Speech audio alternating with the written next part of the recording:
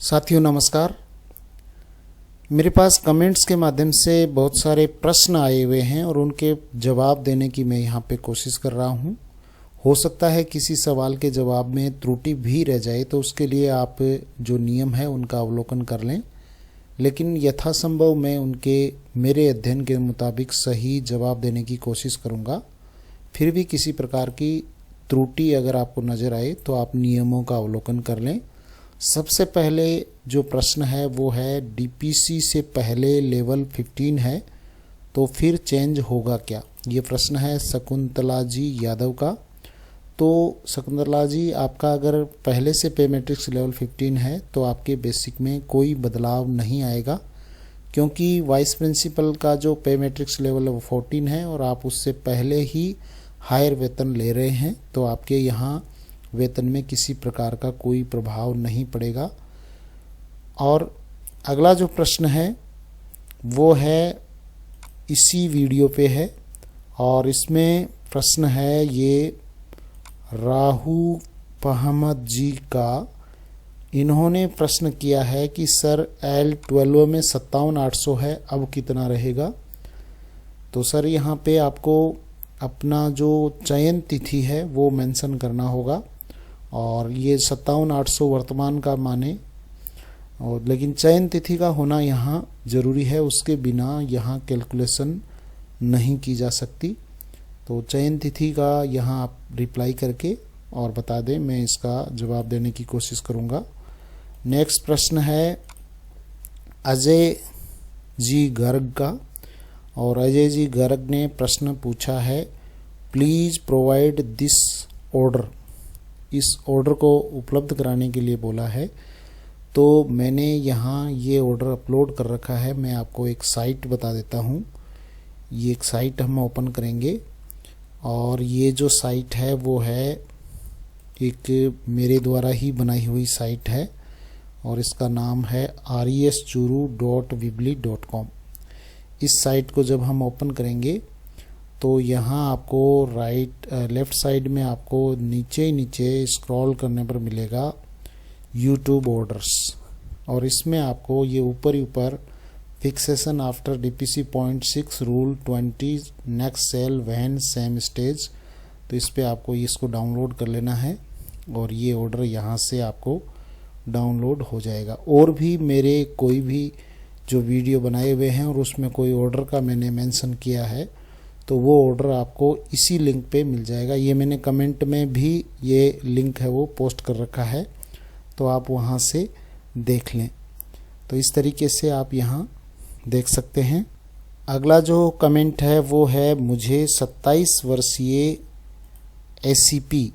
MACP level 14 1 अप्रैल 2023 को मिली थी। अब मेरी पदोन्नति भी उप प्राचार्य के पद पर 1 अप्रैल 2023 से हुई है। मुझे कोई वित्तीय लाभ मिलेगा क्या सर। देवराज जी जोशी का प्रश्न है।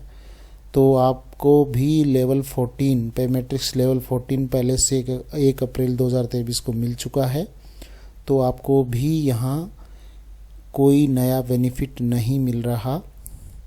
ये आपको बेनिफिट पहले से मिला हुआ है।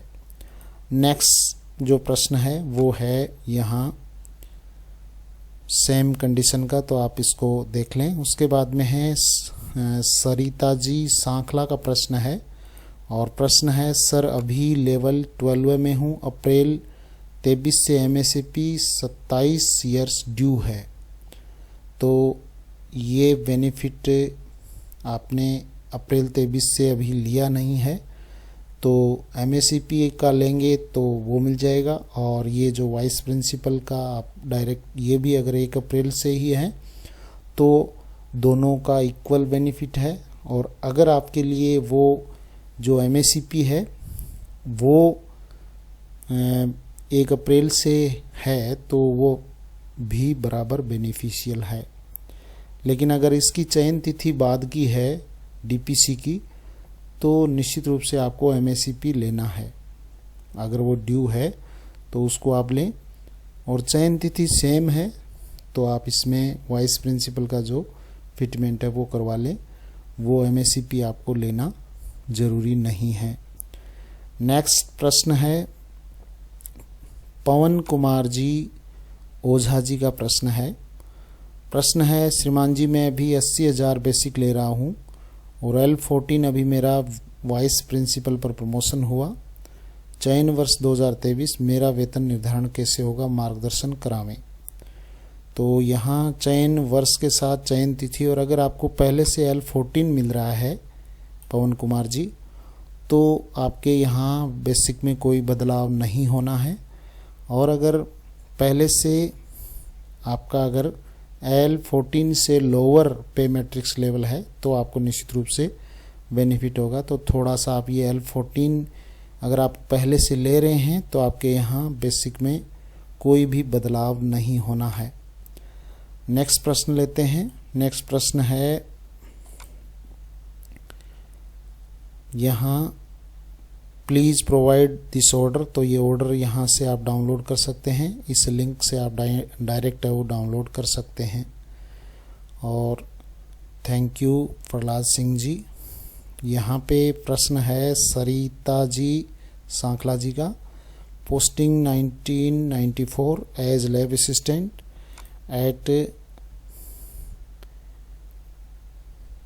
1200 basic lab assistant converted to teacher 1998 BEd 2006 first ACP 2004 second 2012 first promotion 2008-9 second promotion 16-17 vice principal 23-24 present basic 69,000 17 year at April 2023। अभी एमएससीपी क्लियर नहीं हुआ है, बेसिक कितनी होगी एमएससीपी के बाद मुझे लगता है।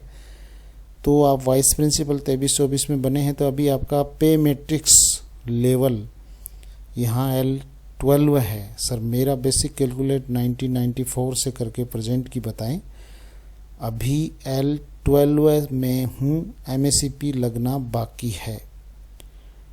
तो एमएससीपी आपकी ड्यू है अभी, और वो 1 अप्रैल 2023 से है। तो यहाँ 27 ईयर्स एट अप्रैल 2023। तो ये आप पहले जो कैलकुलेशन है यहाँ 1 अप्रैल 23 से पहले का जो आपका वेतन है वो क्या है, उसके बारे में थोड़ा सा आपको क्लियरली बताना होगा, ताकि मैं इसकी कैलकुलेशन है वो आपको बता दूं। पे मैट्रिक्स लेवल आपने यहाँ 12 बताया है, अब आपका 14 में होना है। और किस प्रकार से होना है, तो ये जो प्रेजेंट बेसिक आपने 69,000 बताया है, आप यहाँ पे बेसिक जो है वो एससीपी लगने से पहले कितना है, 31 मार्च 2023 को बेसिक क्या है और पे मैट्रिक्स लेवल क्या है वो आप बताएं, उसके बाद यहाँ कुछ क्लियर हो पाएगा। नेक्स्ट प्रश्न है यहाँ पे एसआई से संबंधित है। एसआई लोन है तो आवेदन कैसे करें, इस वीडियो पे है। एसआई पर जो लोन उठाया है उसकी किस्त ऑटोमेटिक सैलरी बिल से कटेगी या उसके बारे में डीडीओ को सूचित करना है। ये प्रश्न पूछा है G++ सीतापुर विराटनगर। तो ये ऑटोमेटिक ही वहाँ पे फैच हो जाएगी और यहाँ डीडीओ साहिबान को सूचित करने की आवश्यकता नहीं है, ये कटौती वहाँ ऑटोमेटिक ऐड हो जाएगी। फिर भी अगर ऐड नहीं होती है 1 मंथ, हालांकि ऑटोमेटिक हो जाती है, ये नहीं होने की स्थिति में आप निश्चित रूप से अवगत करवा दें। उसके बाद में अगला प्रश्न है, आपने देवराज जी जोशी का प्रश्न है, सर आपने भाग 6 में मेरे प्रश्न का जवाब दिया जिसमें आपने बताया कि मुझे 1 अप्रैल 23 को एमएससीपी में लेवल 14 मिलेगा और मुझे मिला भी। अब मेरी पदोन्नति उप प्राचार्य के पद पर 1 अप्रैल 23 से हुई है, तो क्या मुझे 1 अप्रैल 23 को कोई वित्तीय लाभ मिलेगा? तो देवराज जी जोशी जी, आपको इसमें कोई बेनिफिट नहीं मिलेगा। पहले से ही आप 1 अप्रैल 2023 को L14 में आ चुके हैं, एमएससीपी में आपको इसका लाभ मिल चुका है, तो यहाँ कोई वित्तीय लाभ आपको नहीं मिलना है। अगला प्रश्न है तेजल राज घराना जी का, सर मेरी आईडी 2 महीने से एचओडी संजय धवन जी के पास पेंडिंग बता रही है, वो तो रिजेक्ट हुई ना अप्रूव। तो आप ईमेल से पत्राचार कर लें और उनको जो रेफरेंस नंबर है उसके साथ पत्राचार करें, वहाँ से वो अप्रूव कर देंगे। अगला प्रश्न है जितेंद्र जी नैनीवाल जी का। सर, जिन वाइस प्रिंसिपल की डीपीसी में चयन तिथि 1/7/2024 है, उनका 56,100 पर फिक्सेशन होगा। क्या उनको फिक्सेशन के साथ 1/7/2024 को वेतन वृद्धि मिलेगी? तो पहले वेतन वृद्धि का लाभ मिलना है और उसके बाद जो डीपीसी में चयन तिथि का लाभ है वो मिलना है। निश्चित रूप से वेतन वृद्धि का लाभ भी मिलना है। अगला प्रश्न है धनी वियोजी का। सर, मेरे एक्सेस वर्क स्पेस में योर डेस्क में कुछ नहीं आ रहा है, न्यू एम्प्लॉय हूँ प्लीज़। तो न्यू एम्प्लॉय हो तो मैपिंग होने में हो सकता है समय लगे, तो थोड़ा वेट कीजिए, आ जाएगा। अगला प्रश्न यूजर इज का। सर, मेरा पीडी हेड से सैलरी बनती है बट अगस्त 2025 की पे स्लिप और GA55 डाउनलोड नहीं हो रहा है, प्लीज़ बताएं कहाँ से डाउनलोड होगी। तो अभी ये केवल DDO के लॉगिन पे है, तो जल्दी ही आपके लॉगिन पे भी उपलब्ध हो जाएगी।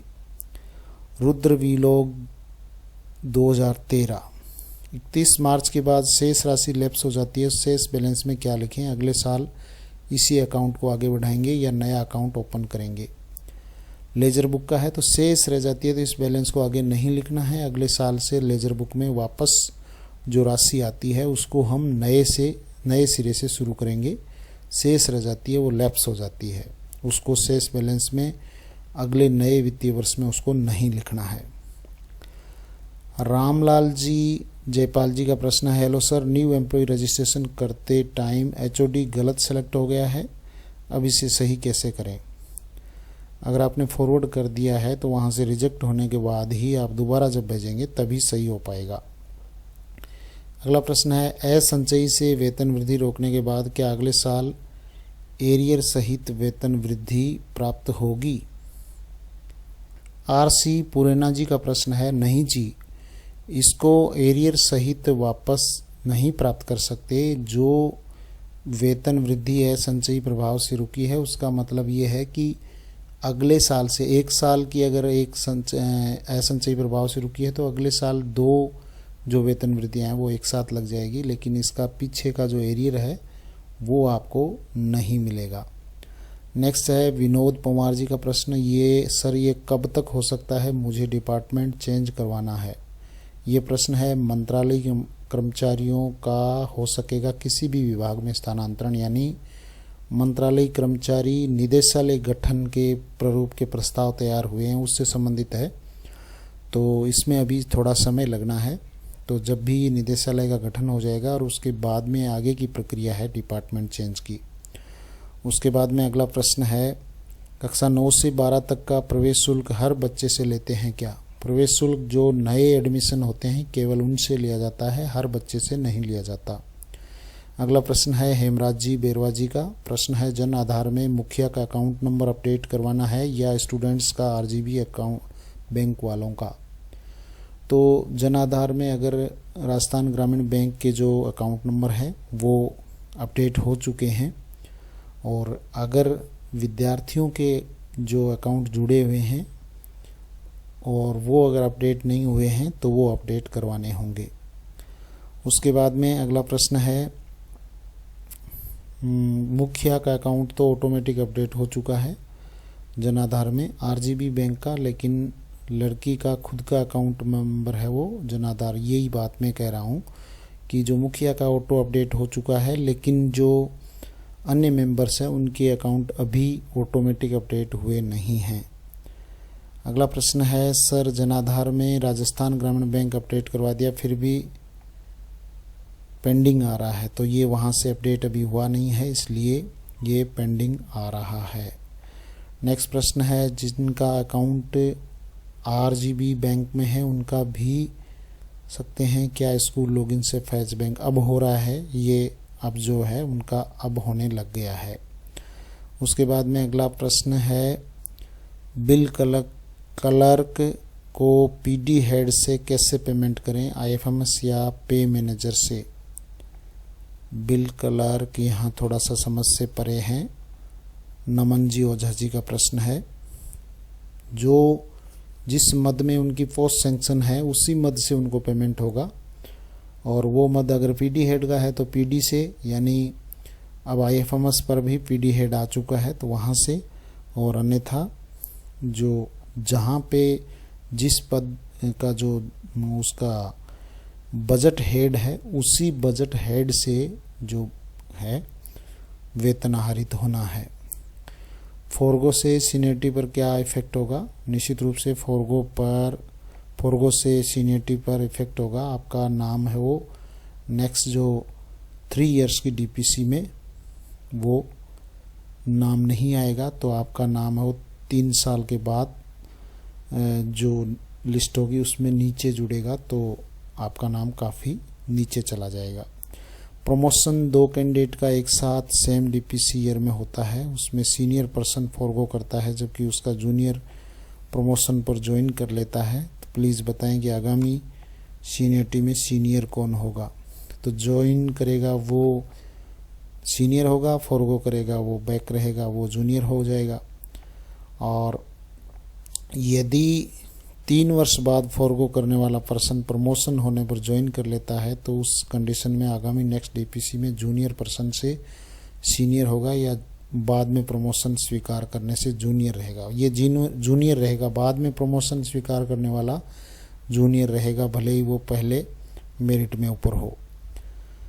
उसके बाद में है, सर इस ऑर्डर का पीडीएफ चाहिए, अवेलेबल करवा सकते हो क्या? तो ये जो ऑर्डर है इसका मैंने पीडीएफ है वो अभी आपको मैंने बताया था, reschuru.weebly.com पे आपको मिल जाएगा।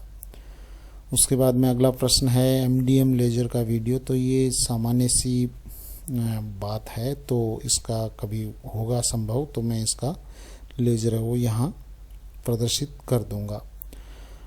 नेक्स्ट यहाँ पे दिया है प्रश्न, सब डीडीओ के मोबाइल नंबर कैसे और कहाँ से चेंज होंगे? तो ये ट्रेजरी से चेंज होंगे।